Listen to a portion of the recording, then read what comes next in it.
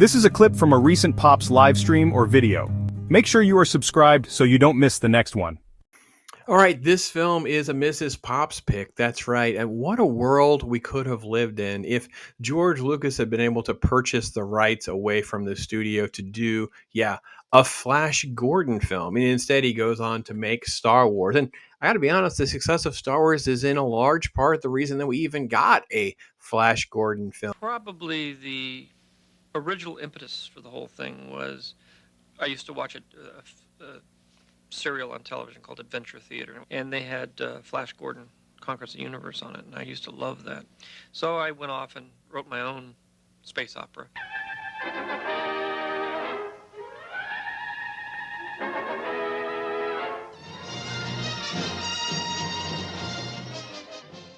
What is interesting about the film is the fact that it is so campy. It is not for everyone.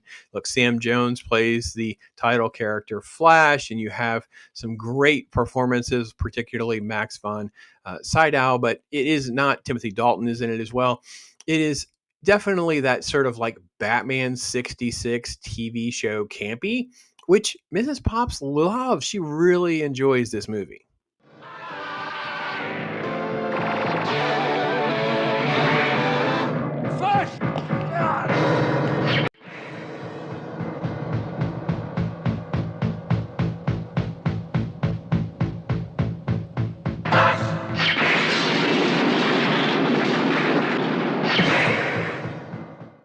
And early on, you have that feel for the campiness and how the effects are going to work. Here we see how Ming is zeroing in on Earth. He's creating all sorts of natural disasters, earthquakes, hailstorms, those kinds of things that entertain him. He has nothing else to do. He's this crazy Emperor Ming the Merciless on planet Mongo, who now is just taking his sights on poor Earth.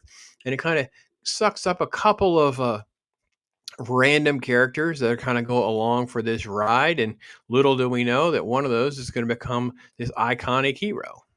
And I will admit that Ming is even more iconic in a lot of ways than Flash Gordon. I kind of forgot that he's not really in his iconic and memorable Flash sort of t-shirt, that it kind of comes along so much later in the film. But Ming, right from the get-go, is just phenomenal.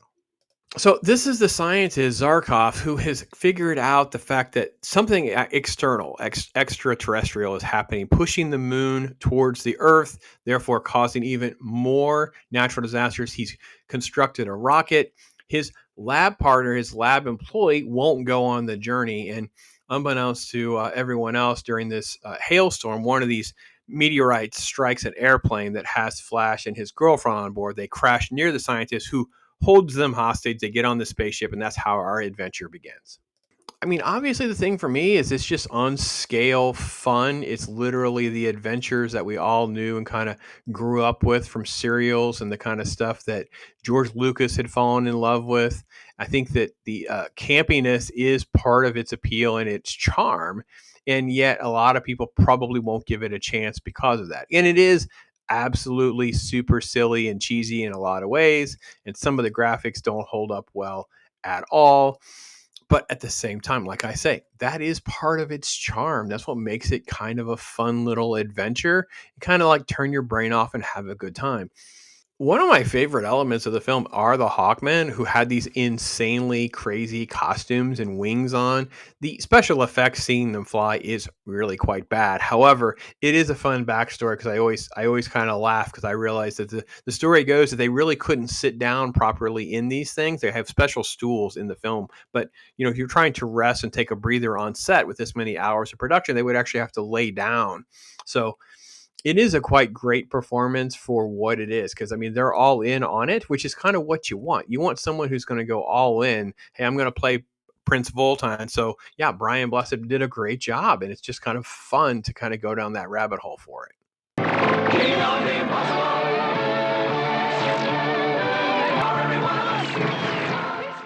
And as I said, Mrs. Pops just loves this. The Queen music, that constant, repeat of Flash and the music that flares up right there. She'll say that, and I get so excited. I'm always teasing her.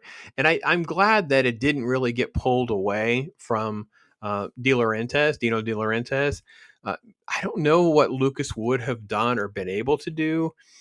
I don't know Flash Gordon's future in film, but I feel like it is a nice little time capsule of that era where you can feel like the low budget elements of filmmaking. You can feel what people would do and try to be creative to make something this ridiculous and spectacular also come together and make a good film. So again, I'm going to come down very strong on my similar rating. That's right, 3 out of 5 for me, with just a little fun rewatchability. We probably watch this one about every year. At some point or another, Mrs. Pops will bring it up, and I'm racing right there. Let's turn this on before you remotely renege on me, because now I'm all excited.